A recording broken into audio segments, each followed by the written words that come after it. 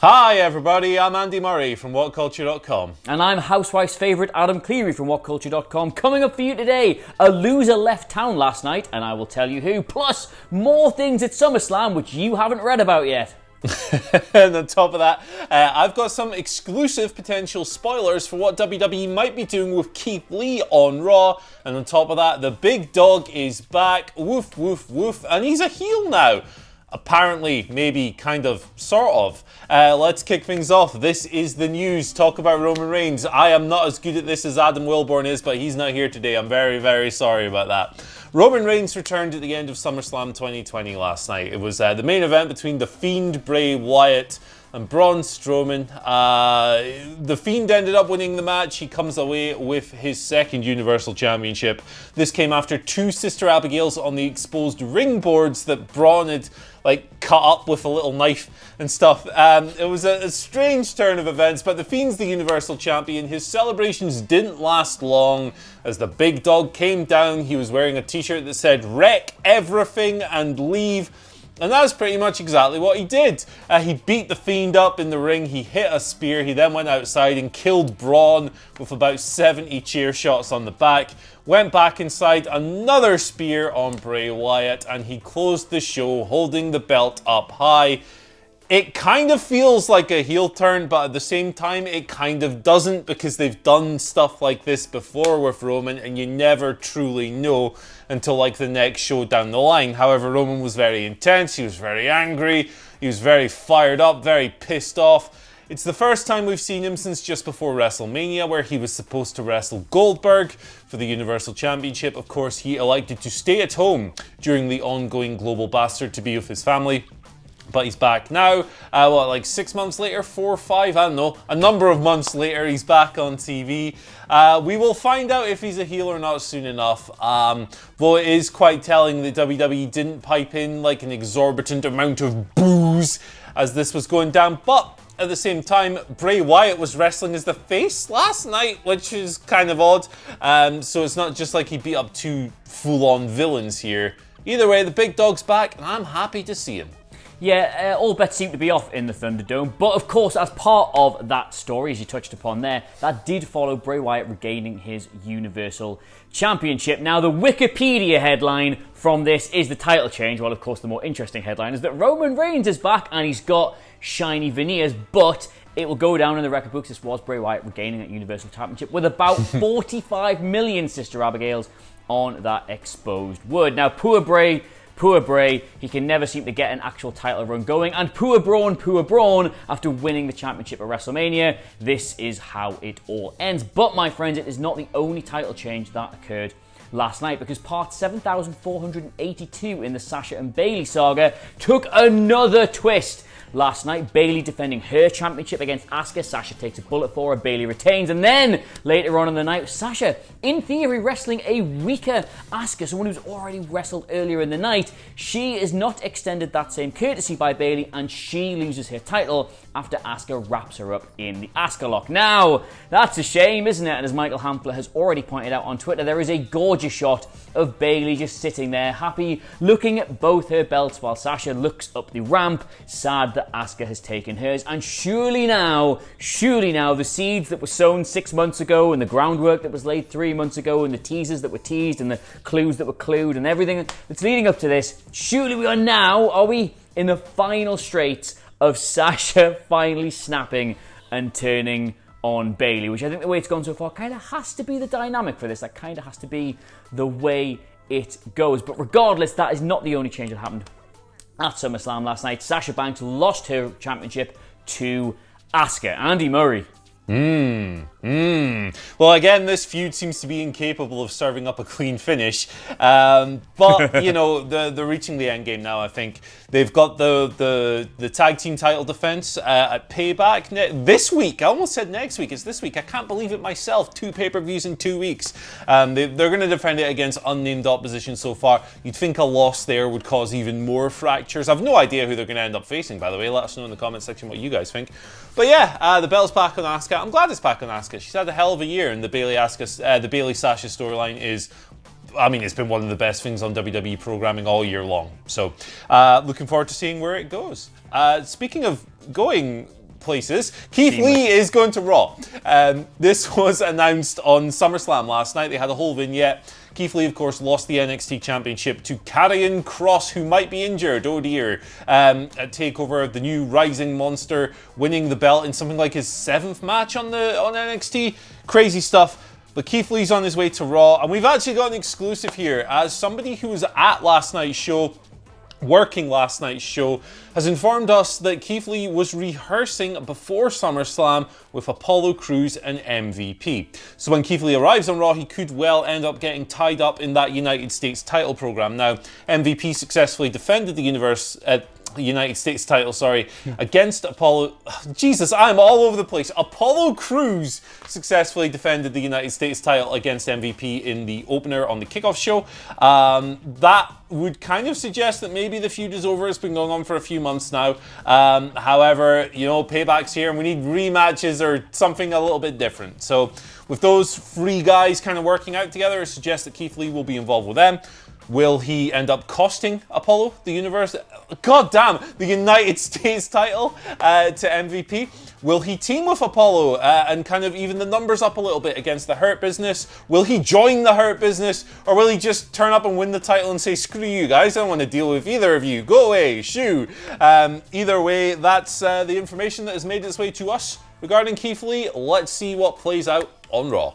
Yeah, as always, WWE styling and racially profiling. But I'll tell you two people who won't be having a rematch, and that is Sonya Deville and Mandy Rose. They were originally going to have their hair versus hair match, but I can confirm, as it stands right now, neither of them have gone full Simon Miller in the aftermath to that. They changed the stipulation to a loser leaves town match. And Mandy Rose, she came out on top against her former friend, and Sonya Deville, who sold it like hell, I might add, on the outside of the ring as Otis was celebrating with Mandy, was looked devastated that she was going to be leaving. But anybody who's been following any Sonya Deville news as of late will know that's probably not the case. She had an absolutely horrendous incident in her own home when an intruder succeeded, I might add, in breaking in. She was able, and Mandy Rose was in the house at the time, to get away from that. He is now currently being held without the possibility of bail, having admitted that he was there to do her serious harm. So once this stipulation was changed, everybody began to speculate, is this going to get Sonya Deville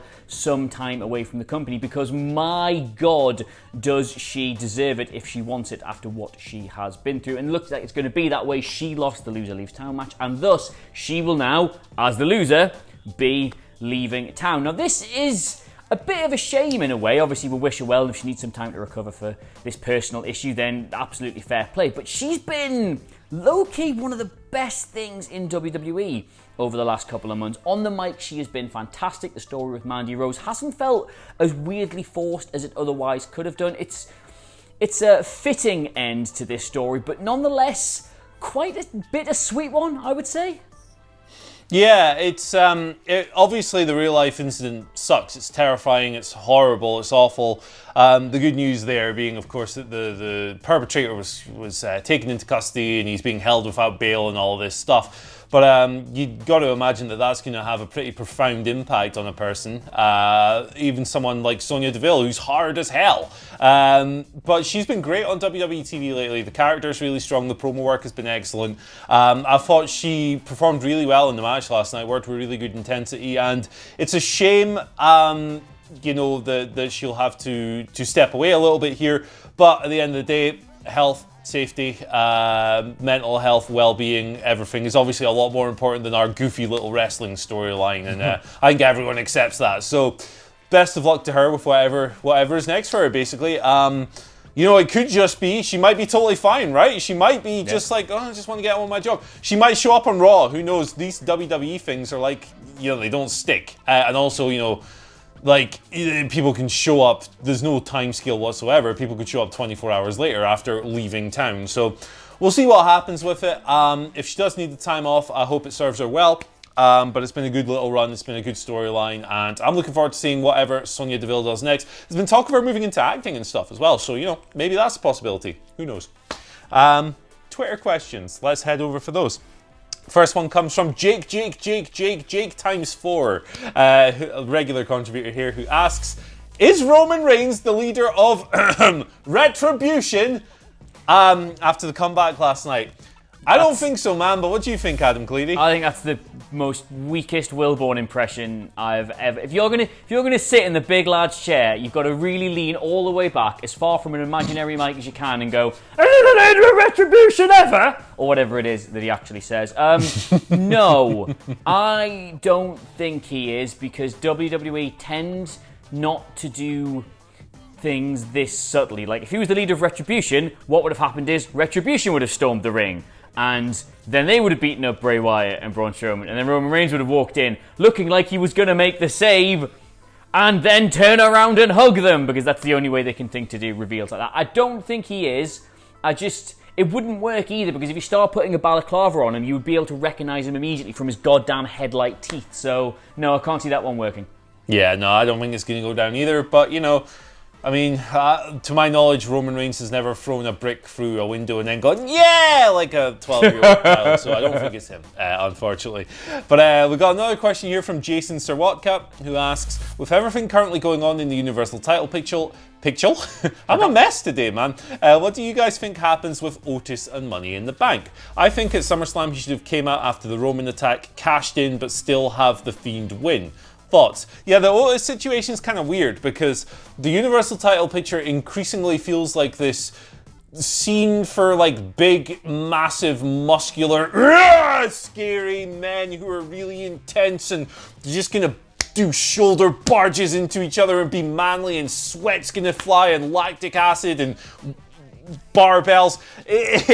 Otis kind of feels like a bit of a weird fit in that regard for that scene, because he's this jovial, kind of sweet, innocent little dude who's, you know, good-natured and all this stuff, and has had these heartwarming storylines. So, you know, you could bring him into that picture right now, but I think it'd be a massive tonal shift. So I think he'll be holding on to it for a while yet, or maybe even lose the briefcase. I don't know, man. If you're going to have a big, beefy main event picture, is there no better man to insert in it than the biggest, beefiest boy that WWE currently have on their roster? I like the theory originally that he will be cashing in that contract, not as a present to himself, but as a gift to his beloved Mandy Rose. I just think if you're gonna do a Mandy Rose heel turn somewhere down the line, her like being really sad and thinking she's never gonna get a title shot, and then Otis using his briefcase to cash it in for her, then her going, "Ha ha, you foolish man, I never loved you at all, I just wanted the contents of your metal case." That would probably be how WWE do it, because I think that's just how Vince McMahon views all women. So yeah, I can't see him cashing in on Braun or Bray or Roman or whoever has it over the next couple of months, but I can see it being used at some point, certainly for comic effect. Yeah, let's do some banter with it if we can't do anything else. Final question here today comes from Rude E. I like it. Who asks, I've been away from WWE for a couple of months now, and the Thunderdome interests me. But how is it with all the live streamed audience members? Is there a delayed reaction from them? What are your thoughts on the overall presentation of it? So I had an absolute nightmare with the Thunderdome on SmackDown. Like, I'm not someone who suffers from like hypersensitivity to lights and stuff, but in this instance, I really did. Like during the ring entrance, there's like 7 million lasers and all these things flashing in your face, and I had to look away from the TV several times. It was just a total visual overload and I couldn't handle it. I also thought on SmackDown that the lack of noise, you just kind of had this hum from various people and their microphones and stuff, really kind of brought the atmosphere down to like having wrestlers in the crowd levels. However, it looked a lot better. It looked grander, deeper, bigger and stuff. It's a lot more interesting to look at this massive building full of stuff than it is to look at the dingy performance center. And I do think they made positive steps at SummerSlam. I'm not usually one for piped in crowd noise, but I do think it made a difference on SummerSlam. It helped the atmosphere a fair bit. And also, it seemed like they'd not put on a million lasers at once, which meant I didn't have a headache within 5 minutes of the show. Adam Cleary, how are you finding the Thunderdome so far? In short, the first time I saw a picture of it, I had to immediately take 2 paracetamol. But I do think if you just look at what they've managed to do with this, while it will undoubtedly be a catastrophe at some point, because someone's going to helicopter themselves on that, and if it ain't me, it's going to be somebody else. But I think every other live event show in the world, music, sports, everything, is going to be looking at that and going, that's how we do it. I think they are going to set a template with this. I think, in spite of themselves, the Thunderdome's going to be game-changing for the world of live entertainment. Yeah, speaking of which, did you see the Fire Velveteen Dream thing that someone put on their webcam during Sasha Banks' entrance last night? Already had our first gaff. That. Not as problematic as it could have been. Not as problematic as the person it was referencing, but nonetheless very, very entertaining, I thought. Absolutely. Anyway, thank you for joining us today. I've been Andy Murray. You can follow us on Twitter at WhatCulture WWE. Send us your questions. We'll probably be back in the news for the afternoon. I've got that the wrong way around because there's no one else in today. Anyway, you can follow Adam Cleary at Adam Cleary, Clery, and you can follow Andy Murray at Andy H. Murray. The H stands for Hugo Viana. Remember him? He was crap. Bye.